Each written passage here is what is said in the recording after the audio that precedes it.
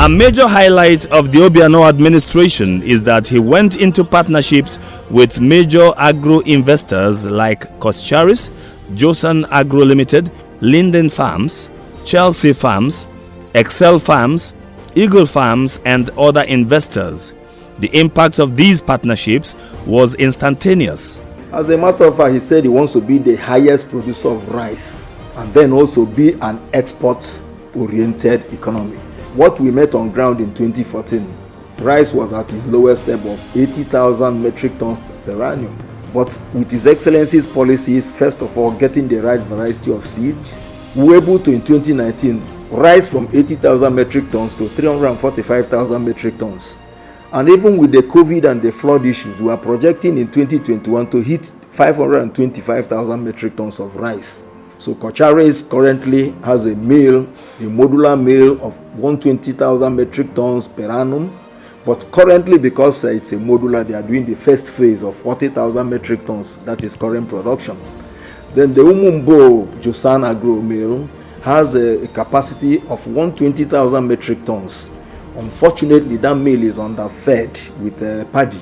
So we are doing everything possible to increase the hectarage under their cultivation so that they can feed that large mill. The efforts to encourage more people to go into farming have also yielded tremendous results, as there are currently 115,000 farmers and 2,700 cooperative societies. First and foremost, we needed to know who are the farmers, where are the farmers, what are they growing.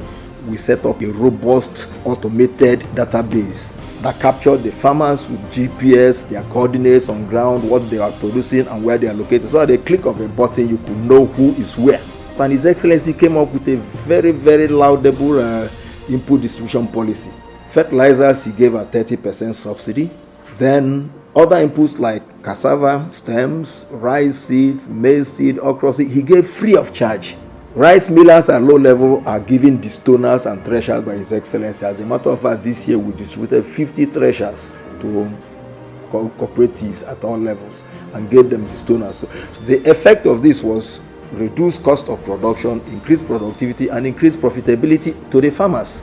Linden Farm is currently the largest poultry farm in southern Nigeria, having added a new facility with a capacity for holding 90,000 birds to its offerings. Linden Farm currently is producing 5,000 crates of egg a day, and they have potential to increase to 8,000 because they are putting in some other birds into system, and they have 3 of those houses, and their target is to get to 16 houses because they want to start a slaughterhouse system.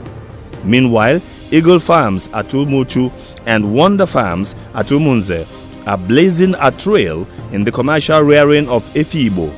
All these have created employment in thousands. We have pockets of people now rearing Efibo. A major one is the Umuchu farm of Eagle Farm that is doing Efibo.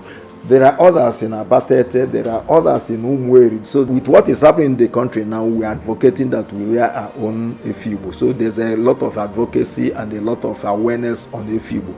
And in that case, we have started our partnership with the Wariam University. They have donated 250 hectares of land for a livestock center. It's going to have a quarantine station, it's going to have a grazing area, it's going to have a slaughterhouse, it's going to have everything that you require to make meat high and top quality. So it's going to be in a Wariam there under this L-Press program. And under L-Press also, we are going to advocate beekeeping, which we have already started because last year we trained 50 beekeepers and they equipped them fully with 250 hives and the bee kits and everything. Interestingly, Awka-based Grafield Nigeria Limited has been exporting vegetables from Anambra to the US for quite some time now. We are exporting vegetables, and that big time too. The government has been able to inspire large-scale production of Ogo in particular. And we are helping to keep that inspiration meaningful for the farmers. During this dry season, usually the people who live around the riverine areas produce Ogo, but they do that in measure because they know that if they overproduce, there will be a glut and they will lose. But with the export drive, they know they can't produce enough. You only need to go to Onisha, the vegetable market, to ask the women there. They know that once there is glut, even when we're not really in need, they call us. We'll have people there positioned, they'll mop up whatever it is, and we send one of those reefer trucks or two to evacuate, bring to the warehouse, we process, package, and put in our cold room for export. So we are exporting vegetable, and even lately the market has opened a bit wider. We've been exporting to the US, but of late we have demand from South Africa, we have demand from Australia, and we're working on exporting to those two countries at the moment. And we have somebody else who has indicated interest from Canada. That will be happening also this year when we enter into the boom season. This is still the lean season for ugu vegetables. But even now, we're processing and packaging ugu, oha, and some other leaves for export.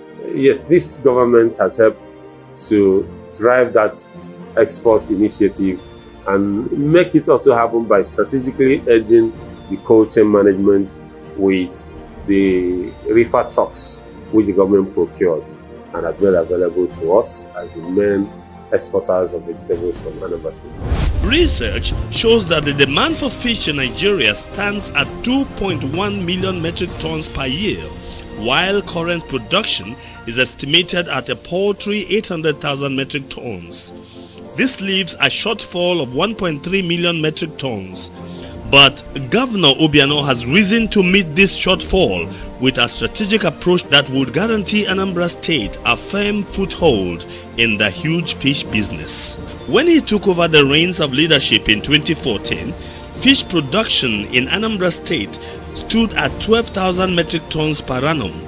He subsequently set up an annual fish production target of 55,000 metric tons and began to walk his talk immediately by setting up the Fisheries and Aquaculture Business Development Agency, FABDA, which was passed into law on the 18th of December 2018 as a key milestone to institutionalize the development of the fisheries and aquaculture economy. And the mandate of FABDA in summary is reposition the fisheries and aquaculture sector in Anambra State for effective and efficient governance, regulation, productivity, and growth. The Anambra have taken up fish production in their various communities and in different methods, ranging from mobile fish ponds using plastic tanks, tarpaulin tanks, fiber tanks, concrete fish ponds to earthen ponds, as the case may be, and according to their terrains, relying on their acumen to expand and optimize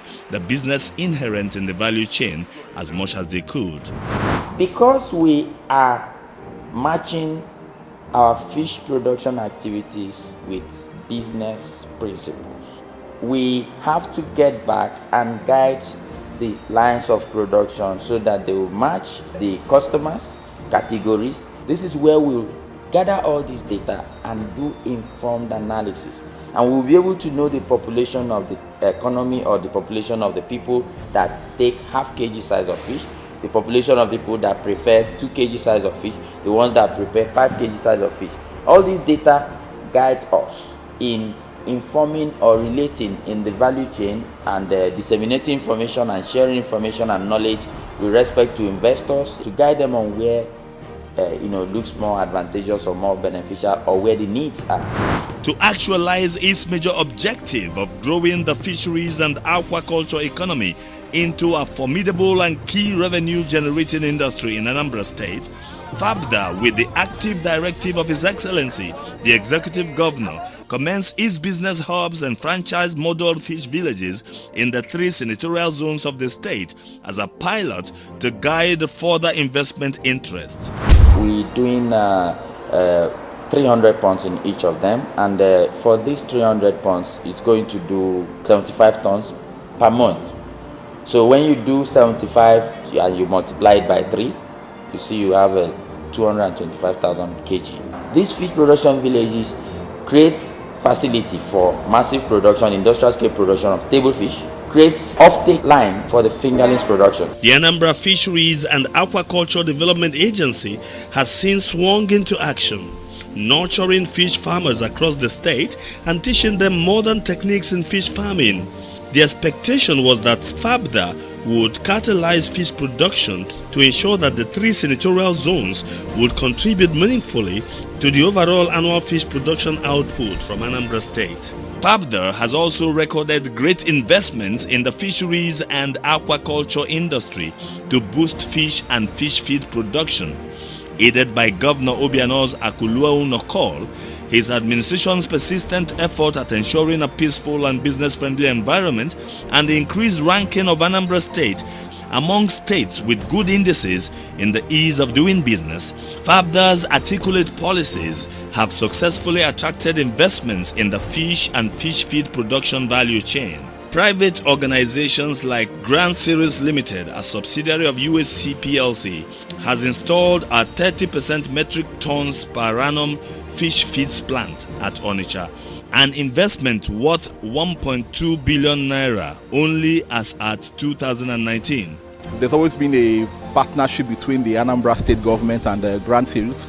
That was quite instrumental. Anambra State has been quite a hospitable host, and they made it quite convenient for us to set up a business here in Anambra. We produce fish feed for the different sizes or stages of fishes, starting from the 2 mm, we have going up to the 9 mm, which is the phase for the adult fish. So we cater for the different phases of growth in the fish business. Indeed, the bold investment of Anambra State government under Obiano in commercial fish farming has boosted the interest of fish farmers and induced more aggression in the business. More farmers are joining the fish production value chain on a daily basis. The volume of fish production has gone up from 12,000 metric tons to 22,000 metric tons per annum. Within the period under review, private investments in fish farming have added another 6,000 metric tons to the total output from the state. A direct result of these efforts has been a drastic fall in unemployment, the emergence of the Anambra Rice brand, and increased food self-sufficiency. In fact, the National Bureau of Statistics reports that in 2020, Anambra had the lowest unemployment rate in Nigeria at 17%. All thanks to Governor Obiano's exploits in agriculture and other areas.